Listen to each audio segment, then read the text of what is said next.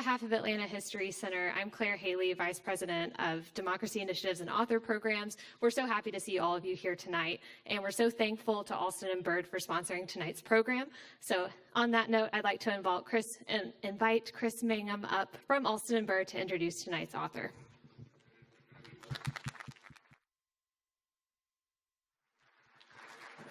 Thank you, Claire, and thank you all for being here tonight. Like I said, she said my name is Chris Mangum. I'm a lawyer with Alston and Bird.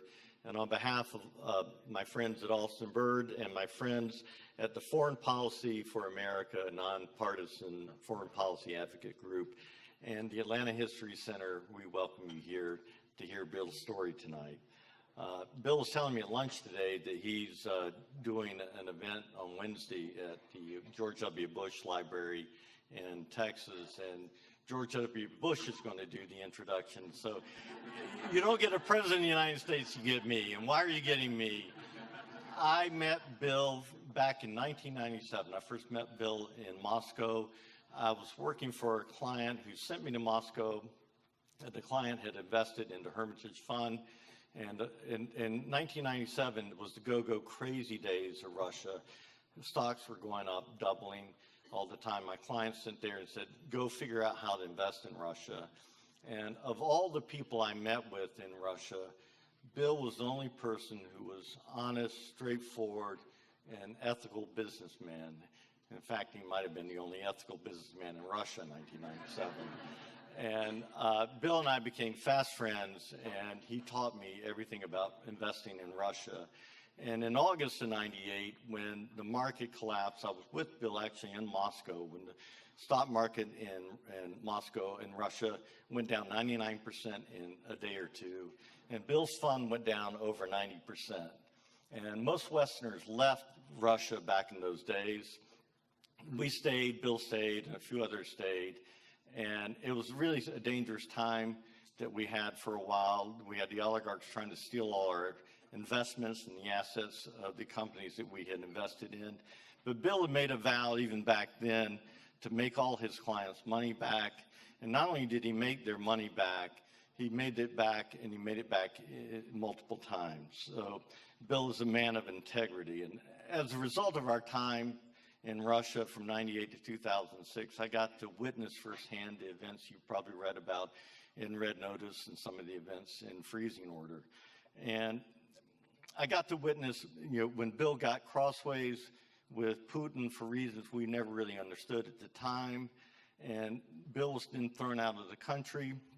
His lawyer and accountant, Sergei Magnitsky, was arrested, tortured, and then murdered in prison. I'll never forget the day when Bill called me to tell me that Sergei had died in prison. And Bill was devastated. It was a devastating time for us. And Bill vowed then to bring the people who murdered Sergei to justice. And it would have been easy for Bill just to forget Russia, enjoy a quiet life in London, but Bill would not let Sergei die in vain. And he decided, he didn't pick this fight with Putin, but he wasn't going to walk away from this fight with Putin. And Putin, I think, didn't realize what a formidable adversary he was getting in Bill Browder. I'm proud to say that my law firm, Alston and Bird, had a small role in helping with the creation of the Magnitsky Act. And Bill has been using the Magnitsky Act to try and get sanctions against Putin and his sub-regime. And I feel that if people had listened to Bill earlier and had imposed the sanctions that he has been talking about and you'll hear more about, maybe we wouldn't have had quite as big a disaster in Ukraine as we're facing right now. But I want you to listen to Bill's story. His story is important, it's relevant, and I got to witness it firsthand. It's all true. And it's a dangerous story, but it's a relevant story and something important for these times. So let's give a warm welcome to really the most courageous man I know and my friend, Bill Browder.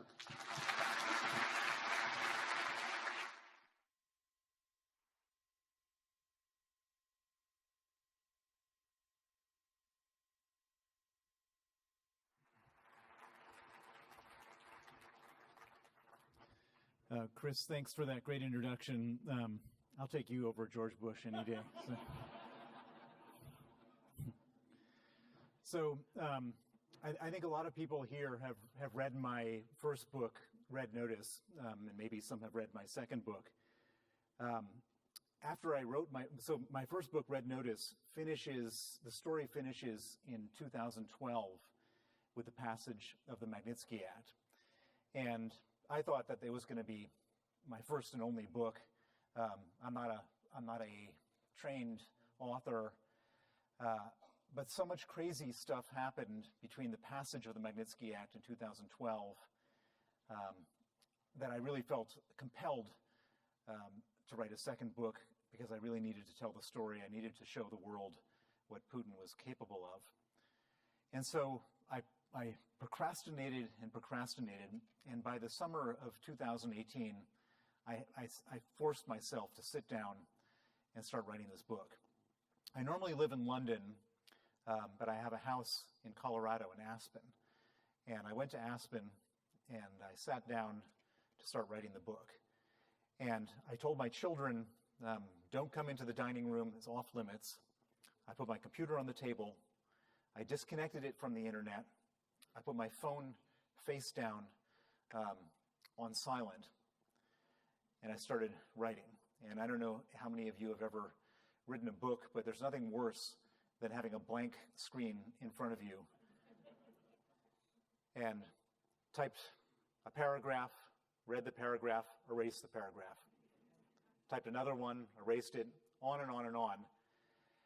After about an hour, I could take it no longer, and I turned over my phone, and there were 176 messages.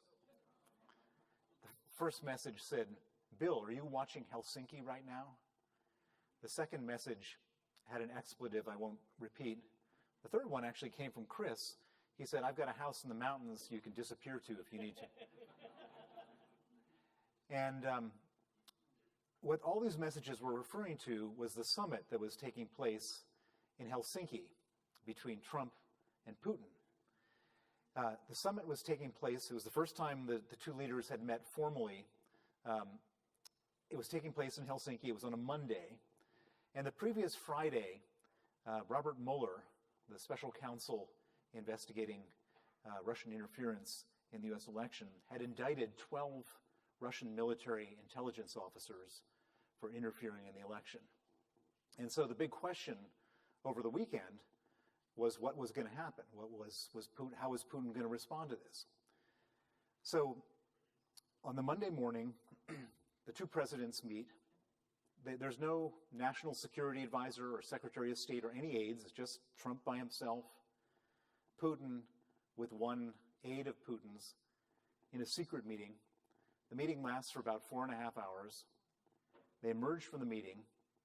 They walk up to their respective podiums for the post-summit press conference. Putin struts up to the podium looking very self-confident.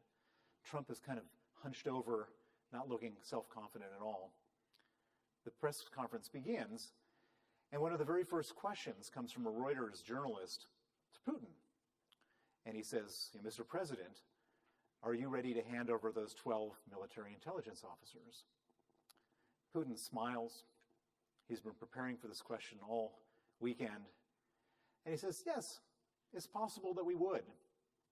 But if we did so, we would expect some reciprocity from the United States. Specifically, we would expect the United States to hand over Bill Browder."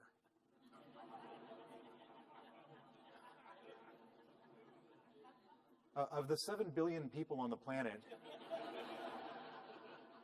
I'm the one guy he mentions. Now, it wasn't a total surprise. Since the passage of the Magnitsky Act in 2012, Putin has hated my guts. It's just the biggest insult to him ever that a piece of legislation would be passed to sanction Russian kleptocrats and human rights abusers.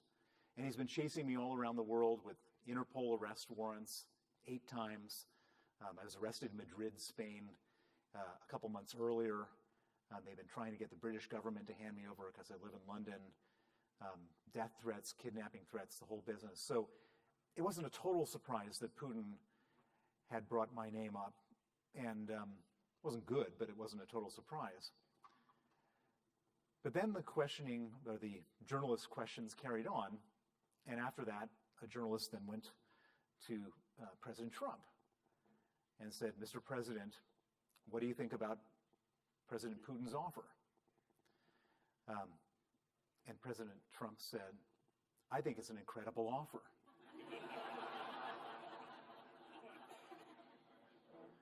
Now that did surprise me. I mean, this is the most powerful man in the free world who's basically offering me up to Vladimir Putin. And if I had been sent back to Russia, I would certainly be killed. And so it really was unnerving. So they wrapped up the press conference. They make their way to their separate airplanes. And I was expecting that once Trump got to Air Force One, all the journalists who had been following him, one of his aides would have gathered them around and said, "Actually, there's been a miscommunication. He meant it was an incredibly bad offer," or something like that. But nothing of the sort happened. They fly back to Washington. And then the next morning, my wife wakes me up early, and she says, "You've got to see this, Bill." And overnight, Putin had decided that it really was not a fair trade. He was only asking for one Westerner, one American, and the the Americans were asking for 12. And so Putin added 11 more people to his list of swapped people. He wanted Mike McFaul, the former U.S. ambassador to Russia. He wanted a man named Kyle Parker, who was the chief of staff to the commission that wrote the Magnitsky Act. He wanted Jonathan Weiner, who is a lawyer, who is Chris's partner, who came up with the idea of the Magnitsky Act. He wanted several agents from the Department of Homeland Security that were investigating money laundering connected to the murder of Sergei Magnitsky. Basically, he had just come up with a list of everybody in the U.S. establishment who had helped me with the Magnitsky Act or with anything connected to it. And so now, it was not just one person, it was a bunch of either current or former U.S. government officials. And we would have expected at that point that the Trump administration would have walked it back. And one day goes by, silence. 2 days go by, silence. Third day, I'm giving interviews every day at this point, and I'm on Fox News giving an interview. And by the way, there's no difference between Fox News outrage at this and MSNBC. Everybody was outraged by this. So I'm doing an interview, and they're asking me what I think, and it's kind of a tricky question because obviously I'm outraged and horrified by this, but I don't want to enrage Trump anymore. I mean, he's trying to do Putin a favor. I don't want him to be mad at me. So I'm trying to, it's kind of a fine line. Anyways, in between, so as I'm being interviewed, they say, Mr. Browder, we've got to cut it off right now. We're going live to the White House for a press conference. So I'm sitting there with my earpiece, listening to the press conference. And at the press conference, there's Sarah Huckabee Sanders, who is the spokesperson. And the New York Times correspondent raises her hand and says, are you planning to hand over Bill Browder, Ambassador McFaul, and the 10 other Americans? And this was the moment that I would expect them to walk it back. But instead she says, the president is currently consulting his advisors. We'll let you know. So at this point, I'm outraged. Everyone's outraged. And in Washington, and again, there was no difference between Democrats and Republicans. Everybody was saying this can't happen. The Senate organized a vote on whether to hand us over or not. And it looked like it was going to be unanimous not to hand us over. And at that point, about an hour before the vote, Trump quietly sends out a press release saying that they're not going to hand us over. The Senate votes 98-0 not to hand us over, and that's the end of the story. But so I'm very happy to be here tonight.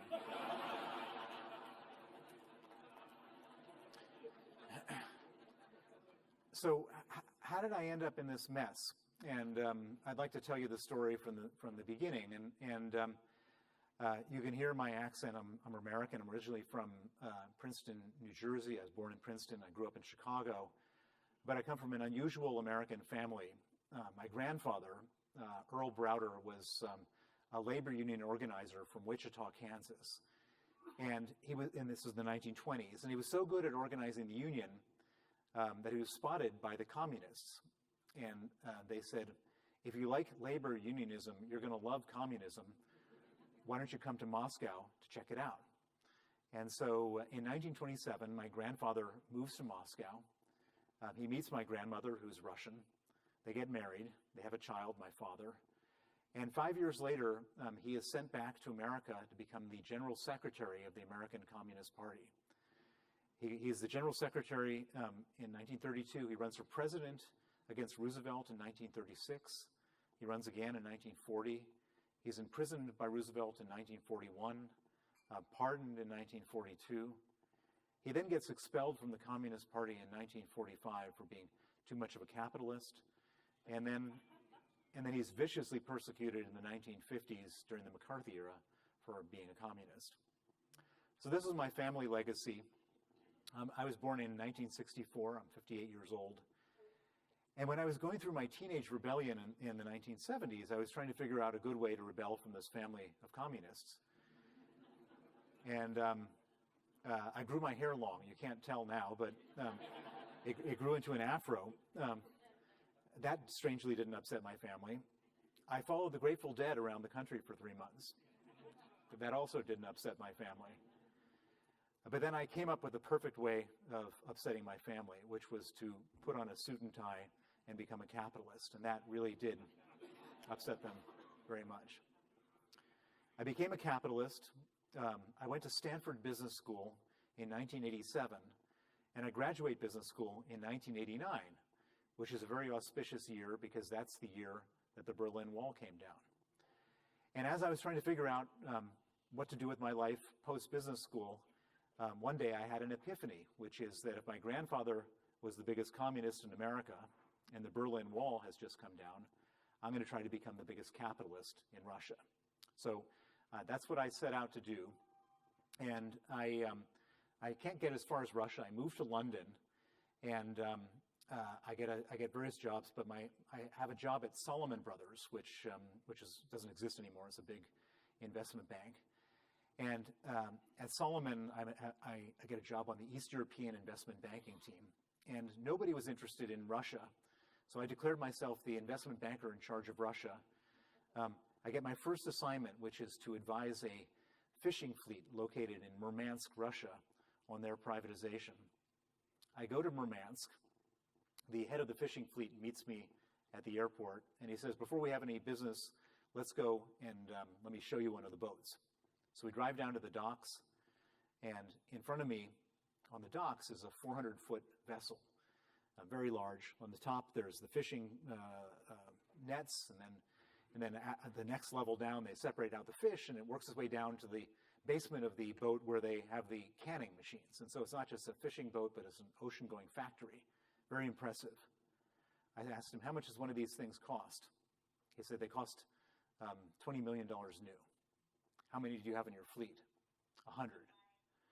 So 20 million times 100 gets you to $2 billion worth of ships. Now, I didn't know anything about fishing or shipping, but I asked him, what's the average age of your fleet? And he said 7 years. I figured maybe it's half depreciated, so $1 billion worth of ships. And he had hired me, or I should say the management team had hired me to advise them on whether or not to exercise their legitimate right under the privatization program of Russia to buy 51%. And I asked him, at what price is the government selling 51%? And he said, $2.5 million. Let me repeat the math. There's $1 billion worth of ships, and you can buy 51% for $2.5 million. You didn't have to be a Stanford MBA to figure that one out. So at that point, I went to Moscow, and it turned out that it was happening all across the country. Basically, the entire country was being given away for free. And I go back to Salomon Brothers, and I tell my bosses, we've got to stop doing everything else we're doing and invest in Russia.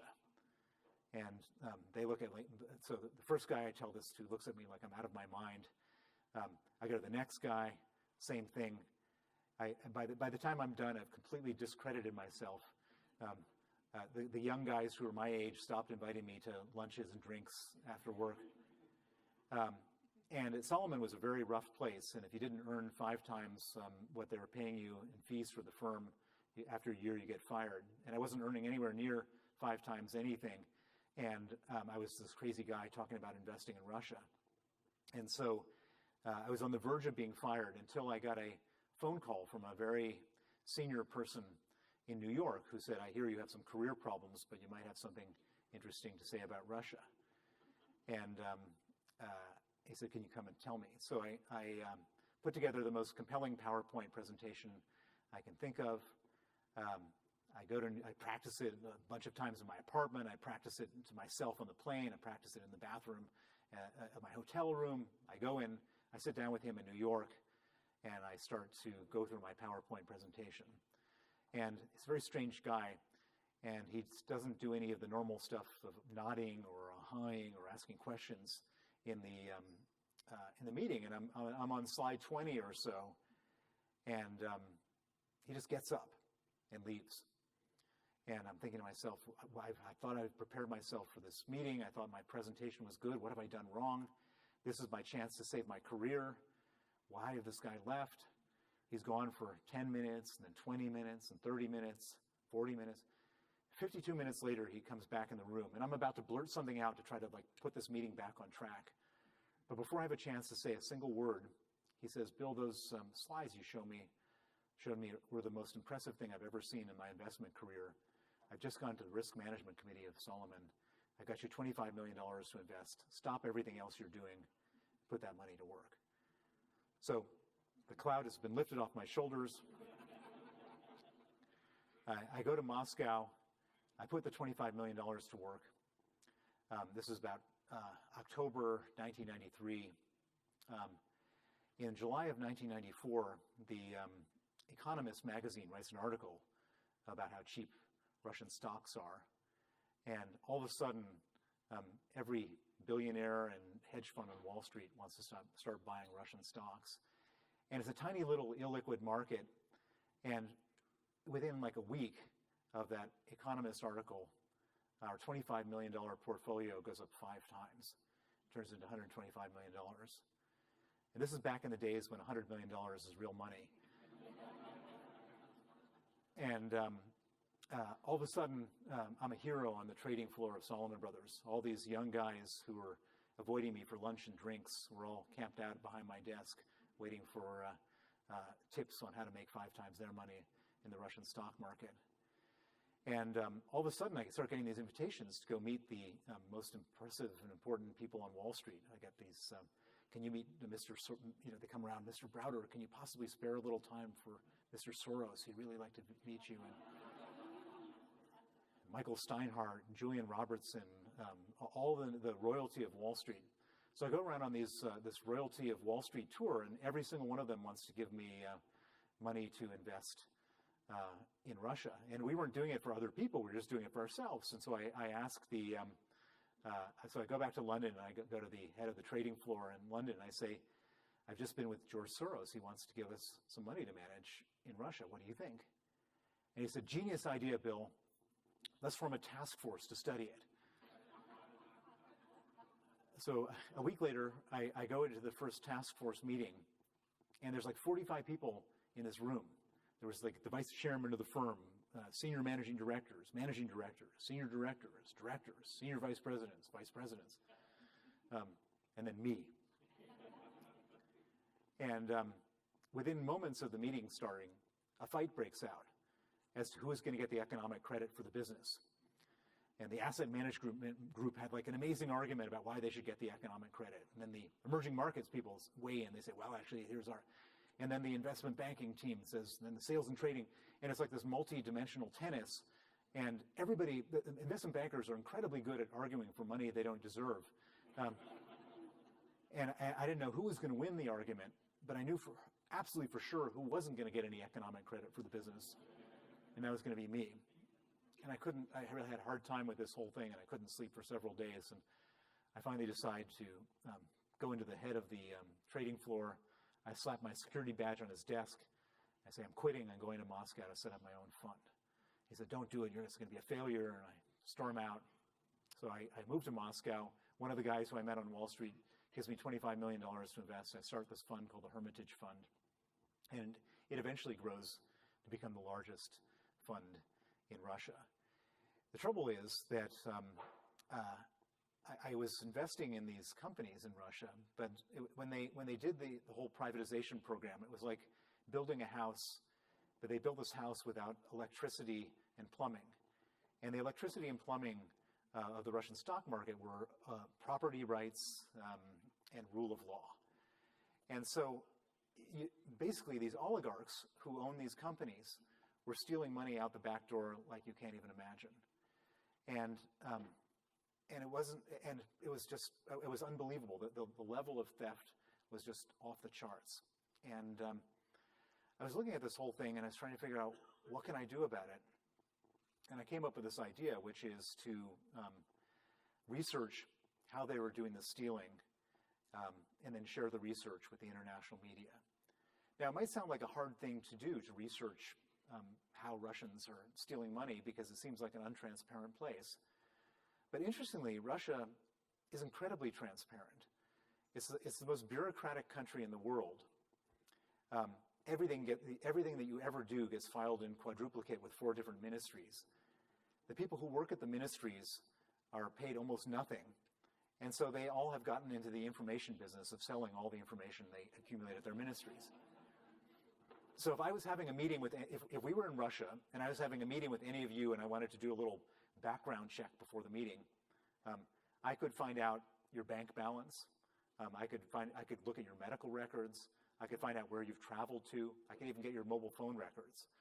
And all for like $5.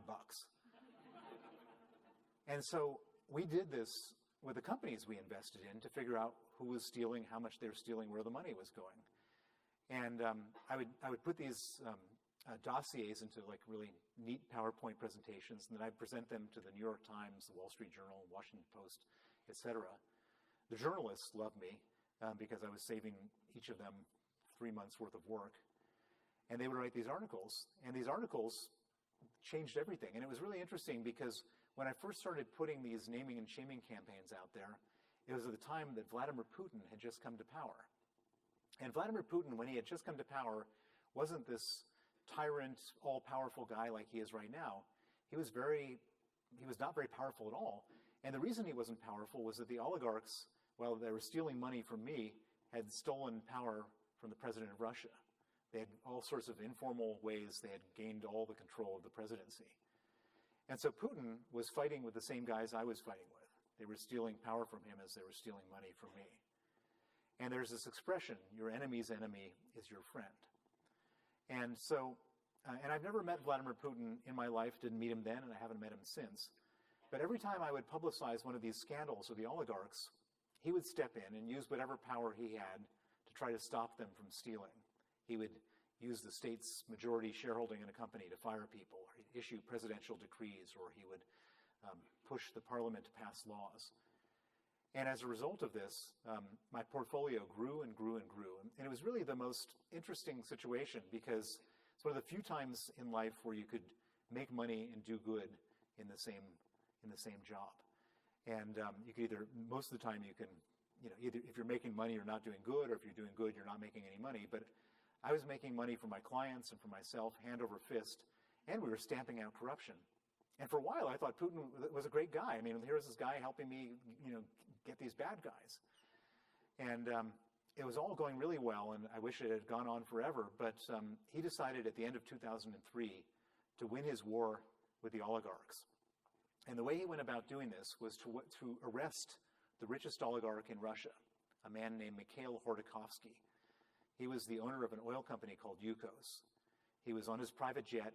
He had landed in October 2003. He had landed in an airport in Siberia to inspect one of his oil properties. Putin had his secret police surround the airplane. They arrested him. They brought him back to Russia, to Moscow. They put him on trial. And in Russia, when you go on trial in a criminal case, there's a 99.7% conviction rate. So there's no presumption of innocence, and they just put you in a cage because they figure that's where you're going to be after the trial is over. So they put Khodorkovsky in a cage, and they allowed the television cameras to come and film the richest man in Russia on trial, sitting in a cage. Now imagine you're the 17th richest person in Russia. You turn on your television and you see the richest guy sitting in a cage. What's your natural reaction going to be? You don't want to sit in that cage. And so after Khodorkovsky was sentenced to 10 years in prison in the summer of 2004, the other oligarchs started going to him, to Putin, and saying, Vladimir, what do we have to do so we don't sit in a cage? He said, real simple, 50%. Not 50% for the Russian government or 50% for the presidential administration of Russia, 50% for Vladimir Putin personally.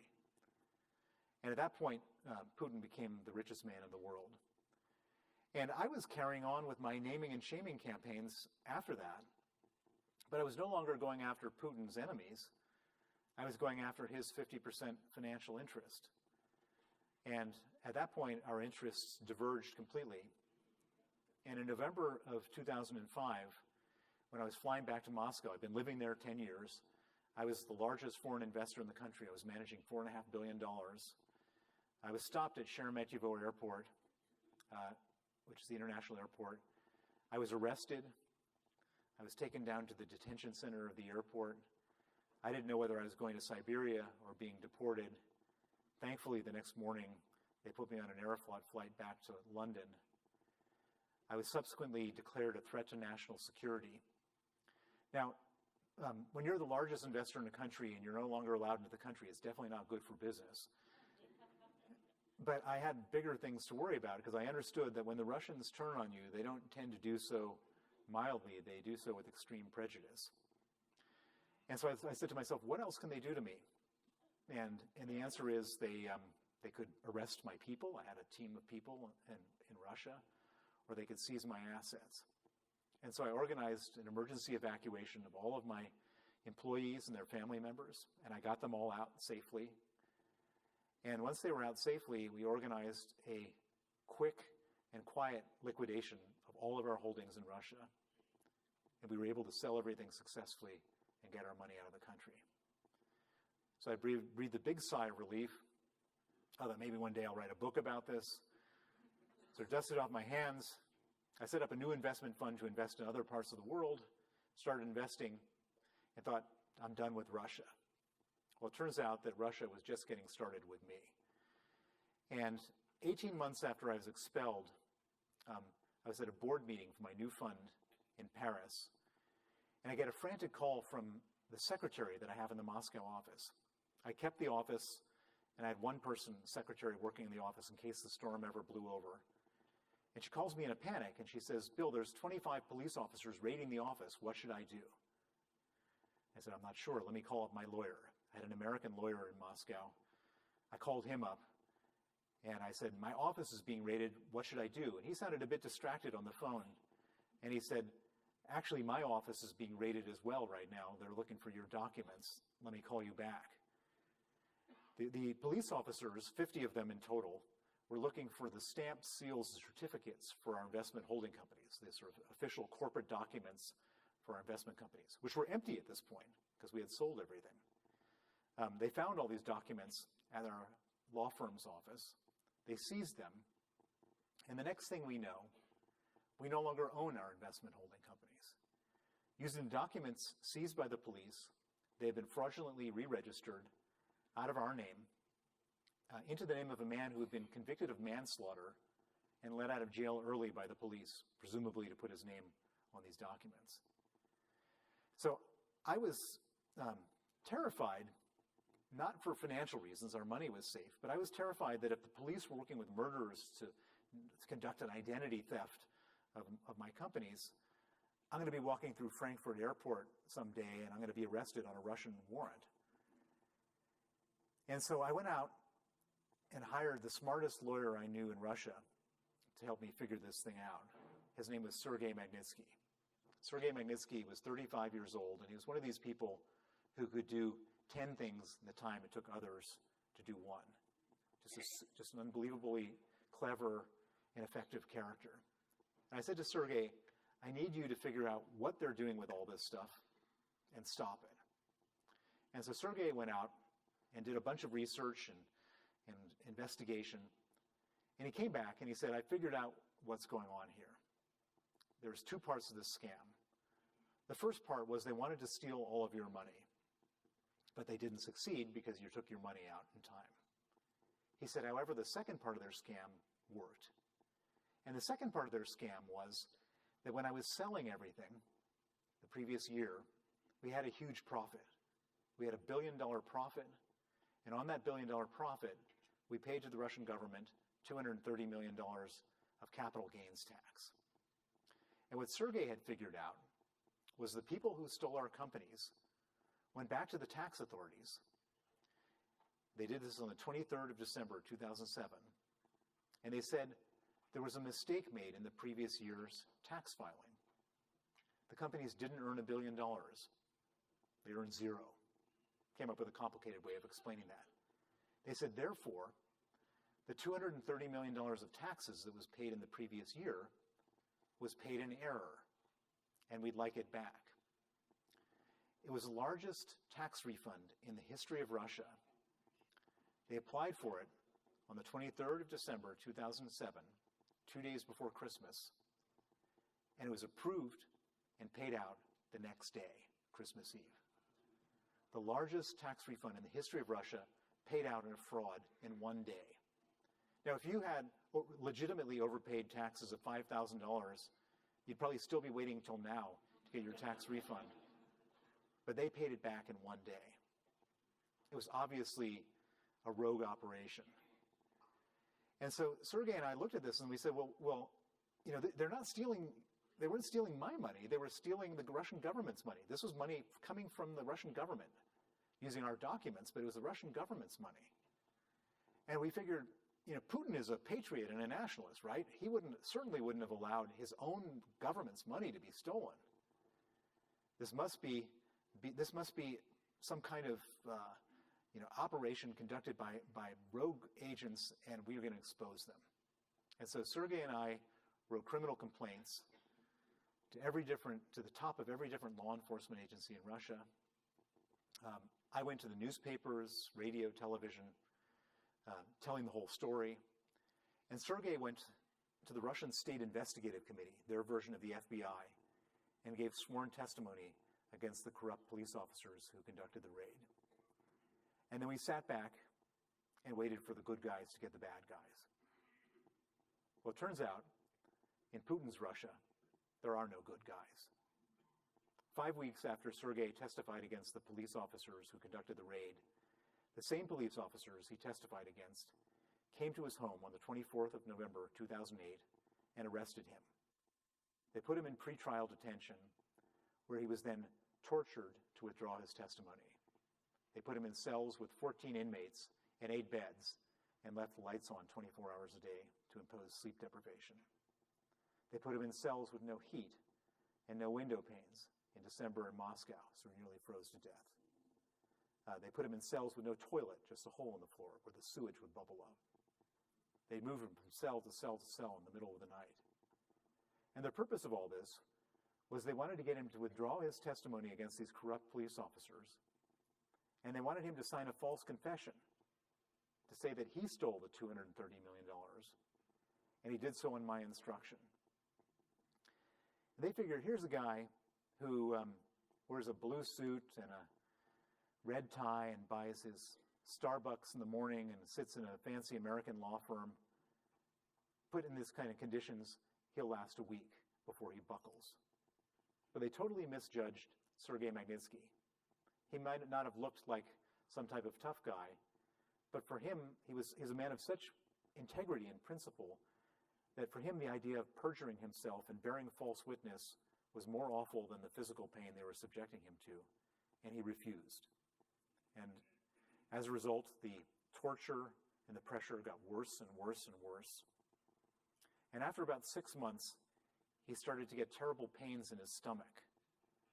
He lost 40 pounds, and he was diagnosed by the prison hospital as having pancreatitis and gallstones and needing an operation, which was supposed to take place on the 1st of August, 2009. A week before the operation, they again come to him, again ask him to sign a false confession. Again, he refuses. And in retaliation, they move him from a prison that had a medical wing to a maximum security prison called Butyrka. And Butyrka it's considered to be one of the worst prisons in Russia. But most significantly for Sergei, they have no medical facilities there. At Butyrka, his health goes into a terrible downward spiral. He's in constant, agonizing, ear-piercing pain. He and his lawyers write 20 different desperate requests for medical attention to every different branch of the criminal justice system. Every one of their requests is either ignored or denied in writing. On the night of November 16, 2009, Sergei Magnitsky goes into critical condition. On that night, the Butyrka authorities don't want to have responsibility for him anymore. They put him in an ambulance and sent him across town to a different prison that had a medical wing. But instead of putting him in the emergency room, they put him in an isolation cell. They chain him to a bed, and 8 riot guards with rubber batons come into that cell and beat Sergei Magnitsky until he died. That was November 16th, 2009, 13 years ago. Sergei Magnitsky was 37 years old. He left a wife and 2 children. I got the news of his murder the next morning, and it was the most horrifying, traumatic, life-changing news I could have ever gotten. Sergei Magnitsky was killed because he was my lawyer. He was killed because he worked for me. He was my proxy. And when I was finally able to clear the fog of heartbreak and hysteria from my mind, I made a vow to his memory, to his family, and to myself that I was going to put aside everything else I was doing, all of my business, and I was going to devote all of my time, all of my resources, and all of my energies to go after the people who killed him and make sure they face justice. And for the last 13 years, that's what I've been doing. Now, at first, I thought there was some chance of getting justice inside of Russia. Sergei Magnitsky did something very unusual. During his 358 days in detention, he wrote 450 complaints documenting how he was being abused, who was doing it, when they were doing it, where they were doing it, how they were doing it. He would write these by hand, and once a month he would take these complaints, hand them to his lawyer. His lawyer would file them. They would be ignored by the authorities, but we got copies. And as a result of that, we had the most well-documented case of human rights abuse that's come out of Russia probably in history. And because of those documents, we figured they would have to at least prosecute the people closest to his murder and his torture. But they didn't. The Putin regime circled the wagons. Putin personally got involved in exonerating everybody. They gave promotions and state honors to some of the people who were most complicit. And in the most shocking miscarriage of justice, 3 years after they murdered Sergei Magnitsky, they put him on trial in the first ever trial against a dead man in the history of Russia. It became obvious long before that trial that there was not going to be any chance of getting justice inside of Russia. And so I said, how do we get justice outside of Russia? And I came up with an idea, which is that the people who killed Sergei didn't do it for ideological reasons or religious reasons or any other reasons. They did it for money. They did it for $230 million. And the people who stole that money don't keep that money in Russia.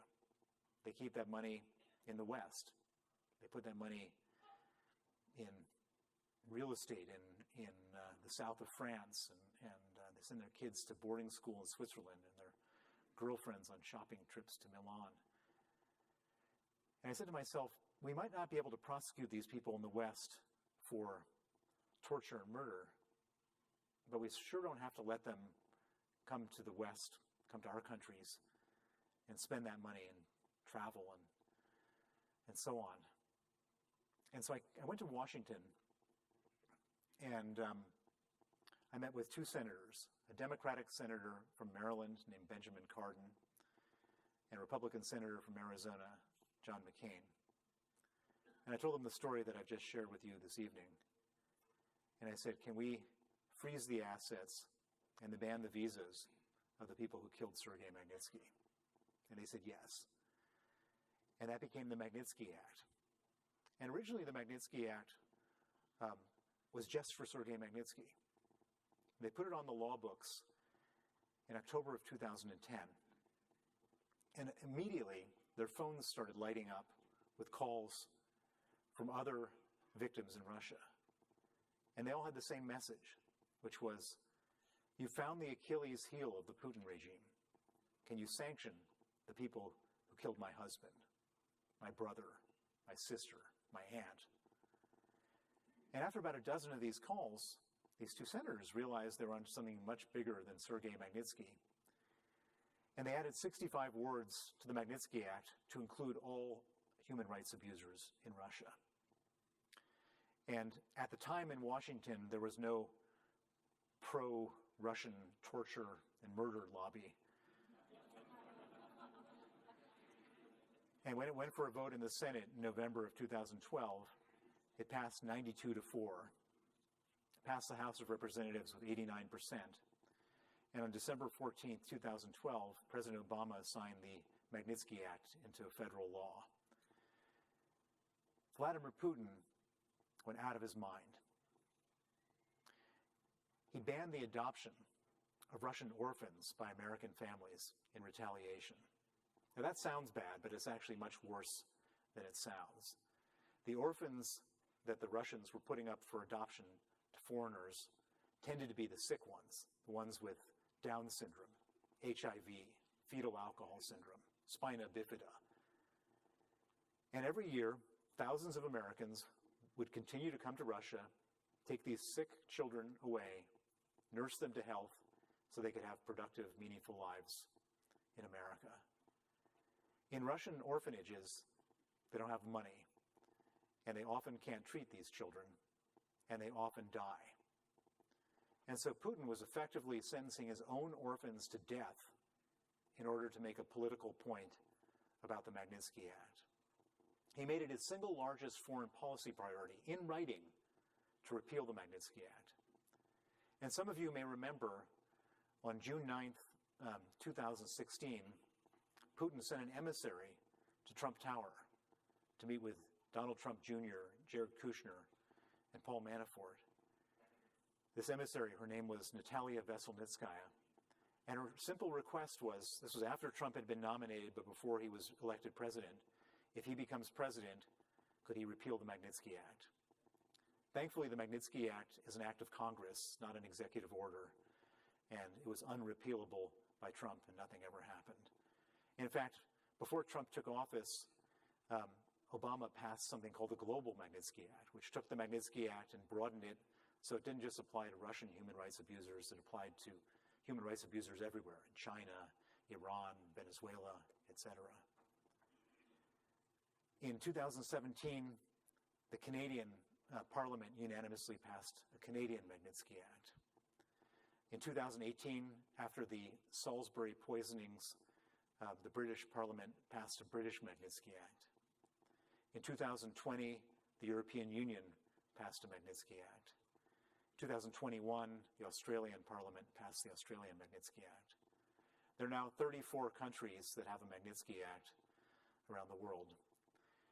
And this may not, we'd certainly never be able to bring Sergei Magnitsky back, and for me, that's a terrible burden that I'm going to have to live with for the rest of my life. But the Magnitsky Act is a monument to his sacrifice, and hopefully this monument to his sacrifice will create a huge penalty for people doing terrible things like what they did to Sergei, and hopefully that will save lives in the future. And for that, Sergei Magnitsky's death was not a meaningless death. Thank you very much.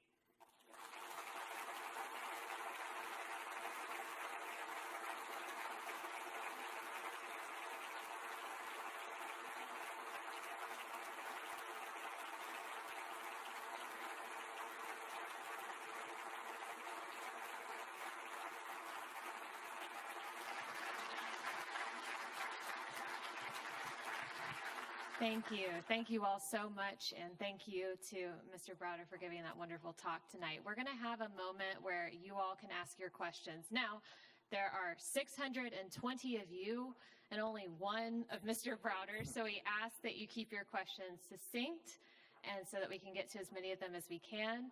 So if you raise your hand, I will come to you, or we're going to alternate sides of the room. My colleague Peter over on the other side will be responsible for that half of the room. So do we have someone? I see one hand in the back. Yes, ma'am.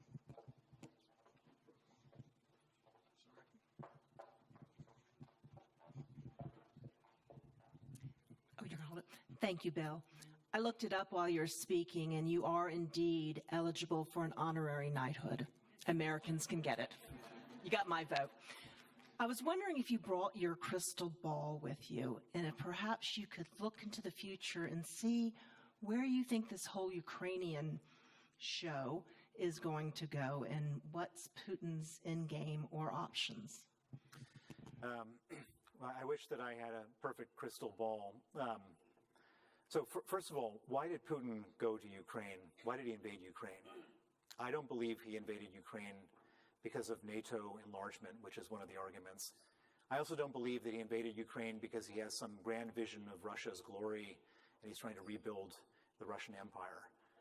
I believe that the reason he invaded Ukraine, and this is a big part of my second book, is that since 2000, when he came to power, Putin and 1,000 people around him have stolen from the Russian state $1 trillion, $1,000 billion.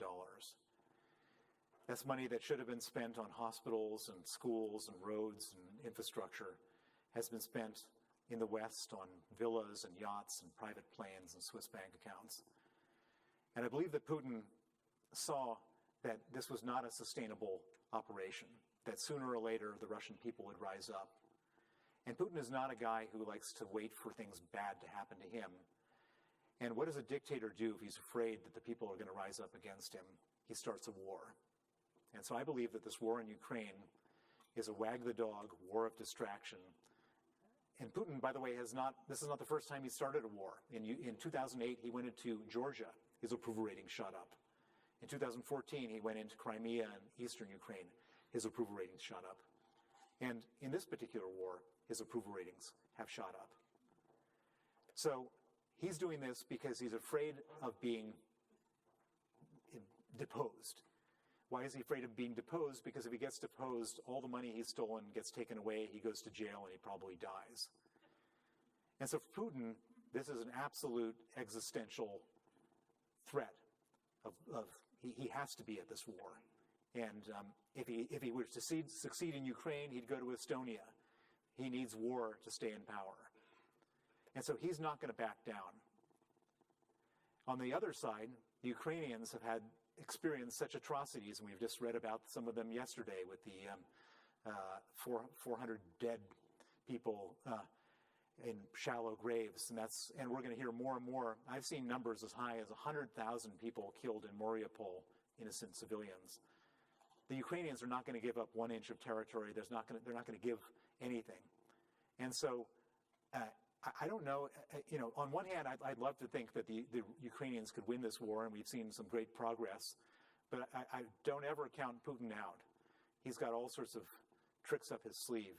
And this war, by the way, didn't start on February 24th. This war started 8 years ago. It started in 2014 with the invasion of Crimea.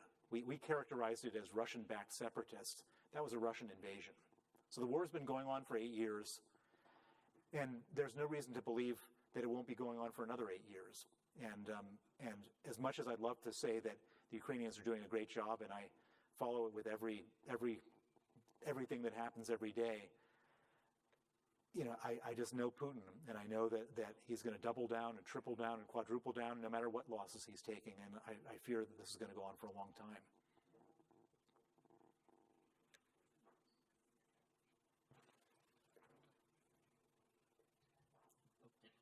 A lot of respect for, I've been kind of following you for a few years. My question for you is, how are you able to comfortably sit for long periods of time with balls that big? I didn't hear. How am I comfortably able? Could you repeat the last part of the question?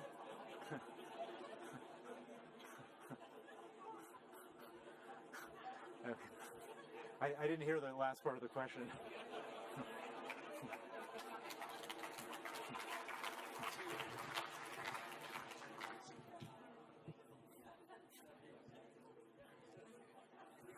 All right. Is there an answer to that question? Yeah. Where else we got? Okay. I have two less interesting questions. One question, if you'd address a little bit about the amount of detail you're able to recall. It is a wonderful book, and I am amazed at how you must have had notes, you must have had, I'll say, help from other people. I mean, you've really put together a remarkable story. So if you could comment a moment about that. The second thing is on the topic of the Ukrainians. I read in the Wall Street Journal today that there's an initiative in Ukraine now called the Justice Initiative Fund. I see you nodding. This is a crowdsourcing initiative, and it's interesting to me because your efforts with the Magnitsky Act and some of the other efforts you've made really kind of create a momentum around crowdsourcing. And $1 trillion is a lot to have in your pocket, but when you're up against, some large population that's had this money taken out of their pocket, and they all have a phone, it becomes very interesting to pay people for information. And you can say there are no scruples there, or you can say there are high scruples. But if people feel violated and they want to pay into a fund and they want to crowdsource and they want to find thugs, this is a pretty powerful tool that's been set loose in this geographic region. And I'm curious if you have insights about whether or not the psychology, he's created enemies for himself, certainly, both within his own government and the Ukrainians. It's going to be interesting to see, can this man manage his way out of this social medium crowdsourcing initiative that could really catch fire and play a role in bringing some more people to justice the way you have? That's a great question, and I just saw that article a few minutes before coming up here right now. The great thing about everything, all of our investigations in Russia and a lot of other investigations, as I mentioned, there's no honor among thieves, and everybody, it's a very transparent place. And so the initiative that you're talking about is basically Ukrainians are setting up a bounty, or hopefully getting money for a bounty to find people involved in war atrocities. And there's just so much information out there. There's just so, and the Russians weren't covering it up, and they're busy, bringing back materials to their friends and their girlfriend and all sorts of stuff, and everybody turns on everybody, particularly if money is involved. And so I think it's a great idea, and I think it will probably work, and all sorts of people will be exposed by that. To answer the first part of your question, I don't have a diary, but the great thing about technology is that we all have like 1,000 emails, and so I just went through all of my emails every day to like reconstruct the stories. And a lot of the court cases that I've been involved in, there's transcripts, and if it was a conversation between me and somebody else, I would get together with the person I conversed with, and we would sort of recreate the conversation. And it's remarkable how much you can learn about yourself by just going back into your old emails. And so if you want to write a book, you don't need a diary to do that.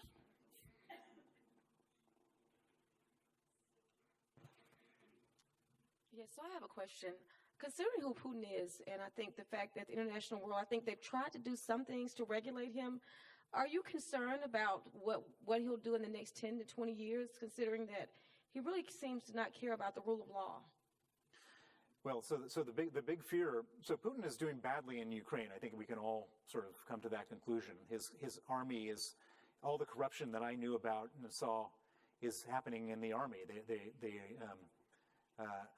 I heard an amazing story from a filmmaker who I know who was on the front lines in Ukraine, and he witnessed the Ukrainians buying. The Ukrainians were contacting the Russians in a tank and said, we can either kill you or we're happy to pay you $25,000 for your tank, for a $2 million tank. And the Ukrainian and the Russian tank drivers were happy not to be killed. They hadn't been paid because their bosses had stolen their wages, and they sold the tank for $25,000. And two tanks were purchased this way, and they told the guys, send your friends, we'll buy their tanks too. And so Russia's hugely bad at this stuff, and they have no reason to be motivated. But the big fear, of course, is weapons of mass destruction, particularly nuclear weapons. And there are a lot of people in Washington that don't want to, that kind of want to give the Ukrainians enough military support so they don't lose, but they don't want to give the Ukrainians enough so they win. And the reason they don't want to give them enough so they win is because everybody is sort of negotiating with ourselves and saying, well, what if Putin were to launch a nuclear strike on a target in Ukraine? And of course, that's a terrible thing to think about. But the moment we start to sort of put that out there for ourselves, we then are kind of, I mean, why not then just give up Ukraine if that's his risk? And so I think we have to be kind of tough with Putin. And I think that we have to say, no. And draw a boundary. And he's a thug. And a thug usually doesn't like to stand up to somebody who's acting tough with him. And I don't think that we should be negotiating with ourselves in this situation because he just takes advantage of that and uses that for his own advantage. Got another question over here. We're going to do 3 more. So think of your best questions. All right. As a native of Finland, we have a saying, I'm sort of cleaning it up a little bit here, that Russia is Russia regardless of the system. Do you have any hope that the world will one day see Russia that is free, democratic, and ruled by law? Well, I think that your conclusion is probably right, but not necessarily right. So if, for example, people say Putin looks sick or, there's some rumors that he's sick. I'm sure everyone has read those articles. I don't believe that they are true, but let's just say that he were to drop dead today of a stroke or some cancer. He would be replaced by a KGB general who would be just as bad as him. If the system is not broken, it will be exactly the same. And we've seen that happen in other countries, in Kazakhstan and Uzbekistan, etc. However, if there is a major uprising in Russia, and what could cause a major uprising? If Russian troops are expelled successfully from Ukraine, the Russians would not tolerate a weak leader, a loser, and they might, you might have 1 million people marching on Red Square. If that were to happen, you could end up with Alexei Navalny being the next president of Russia. If he was the president of Russia, he might be an honest president. I don't believe that Russia is doomed for criminality. I mean, you're right, history has been effectively that, but it doesn't mean that it has to be.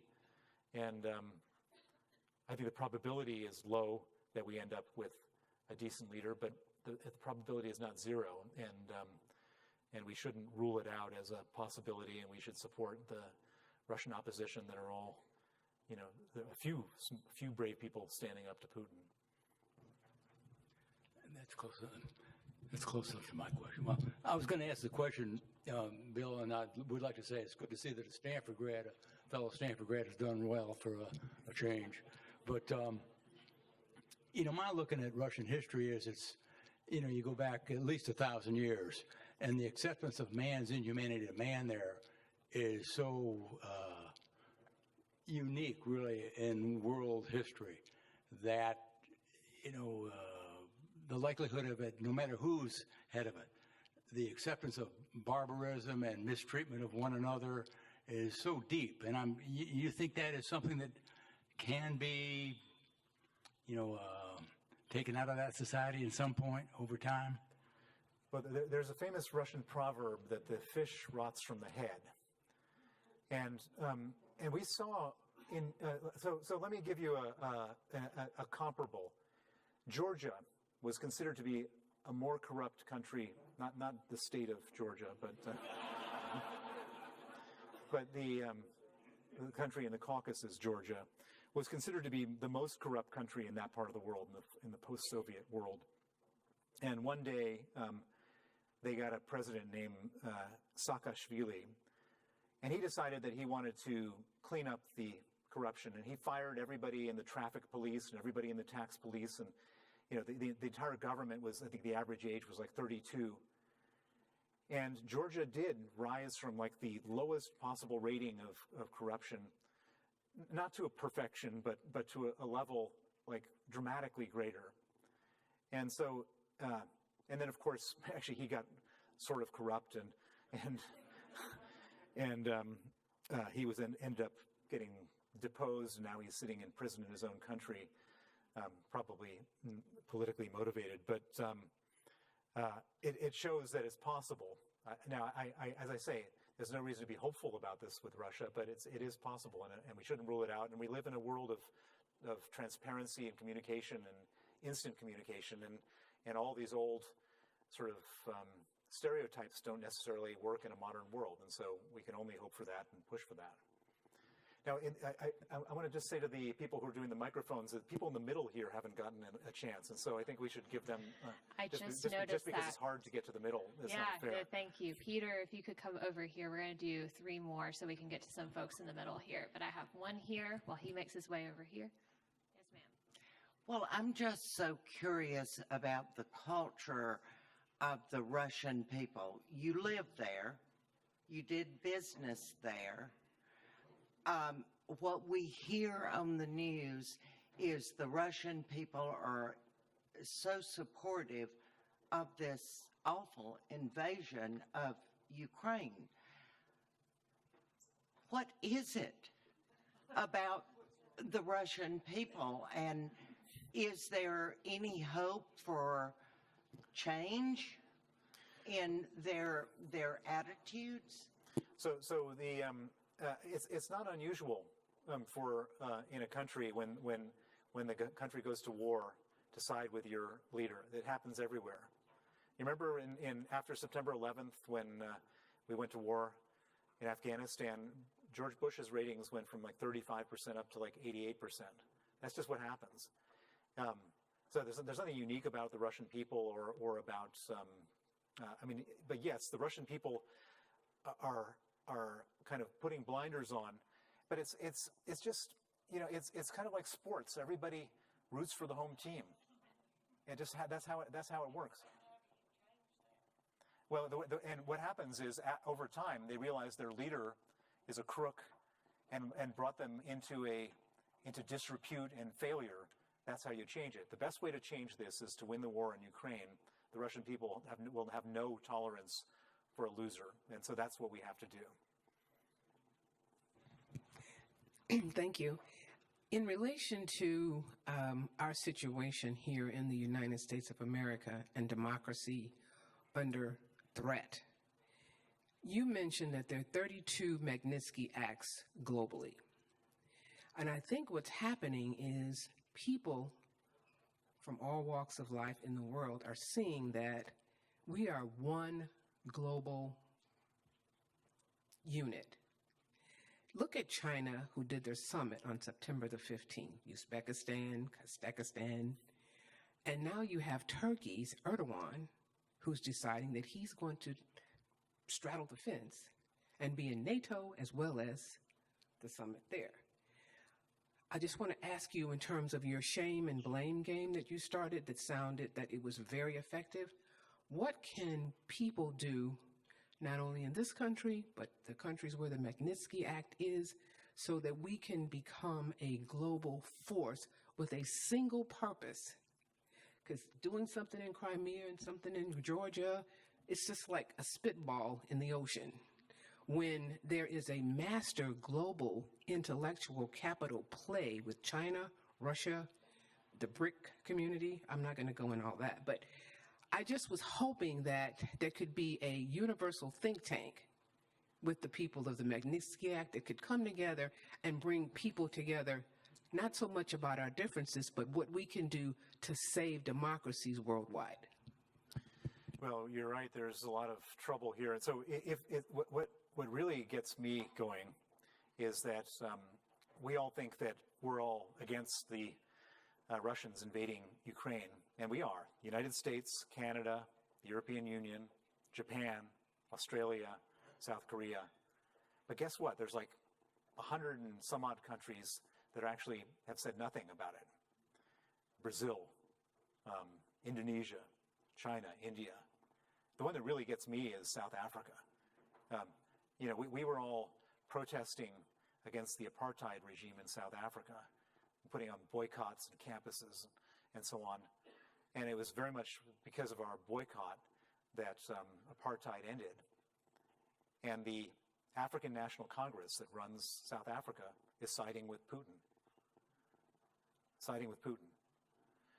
And so, but we have huge leverage here. And it's not moral leverage, it's economic leverage. The countries that support Ukraine are the most powerful economies in the world. And we haven't exercised leverage that we have. And we're just starting to now. And I don't know, some of you may have seen the headline that President Biden warned Xi Jinping that if he supplies any weapons to Russia, we're going to start sanctioning Chinese companies. And China is a mercantilist country, and the last thing they want is trouble with their exports to us.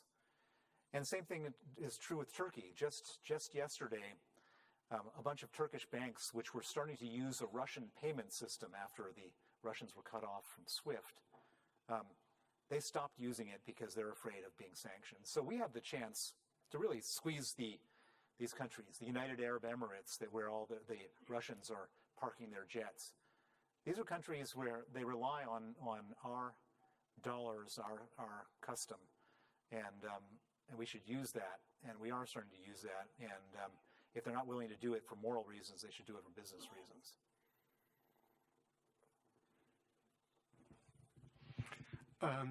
You played a significant part, I guess, in this whole transition from the Soviet Union, from communism to a capitalist Russia. Do you think that capitalism is in any way to blame for bringing us Vladimir Putin? Well, yes. I mean, so unregulated lack of rule capitalism did. So what brought us Vladimir Putin was that 22 oligarchs ended up controlling 40% of the Russian economy, and the average Russian lived in destitute poverty. And you just can't have that kind of thing happen. And how did they get to be doing that? Because there were no rules. And so as a result, Russians were desperate for some return to normality to get rid of the 22 oligarchs. But then Putin stepped in. Instead of getting rid of the 22 oligarchs, he just became the biggest oligarch himself. And so some form of bad capitalism did, but at the same time, we all know what happens with communism, so that doesn't work either. And so my prescription is capitalism with good regulation, rule of law, and proper institutions like what we have here in America and what you have in Western Europe. We have our last question over here from a gentleman who just finished the book last night, actually. Hi, Mr. Browder. I just want to say thank you for all your work, and you make me very proud to call myself an American. I did finish your book at 1 a.m. last night and found about this through Google, which is great. So serendipity is beautiful. But my question was, in one of the last chapters I read, it was about the audit of Deutsche Bank and sort of how over a 10-year period, the figure of $234 billion was laundered through one branch of one bank in Estonia. And that has completely reshaped my understanding of just how much money this involves. I was wondering, have there been any other exposés or uncoverings of other complicit countries or banking systems that are similar to Deutsche Bank since the book's been published or that you've uncovered? Well, it's Danske Bank. It's Denmark's largest bank. Their Estonian branch laundered $232 billion. And what's remarkable about this is that this is the largest bank in Denmark. Denmark is the number 2 country on the Transparency International Index of Honesty. So imagine working your way down that list. So like, you know, you've got Raiffeisen Bank in Vienna. Austria is definitely not a very honest country, and I'm sure they're up to no good, but when we filed complaints with them, they refuse to get involved. Deutsche Bank is not a whole lot better. The Swiss banks, UBS and Credit Suisse, I think if you were to lift the hoods on all these banks, then that's where I come up with this $1 trillion estimate. I know for sure that $232 billion was laundered through one bank. If you put them all together, I think the number is $1 trillion or maybe greater. And by the way, and here, this is the most disappointing statistic. If I'm correct that $1 trillion has been stolen and laundered in the West, I think the total amount of prosecutions connected to that is probably $2 billion. And so, you know, crime pays. They've gotten away with it. And, you know, we're talking about supplying weapons and all that kind of stuff to Ukraine, but the reason why that this war is happening is because of this. We're spending so much money on the Ukrainians. If we just put a fraction of that money into cleaning up the anti-money laundering system of the world, we probably wouldn't have to be spending this money. And so you're absolutely right. It's a crucial issue which is at the moment being completely neglected by our politicians. Thanks for that.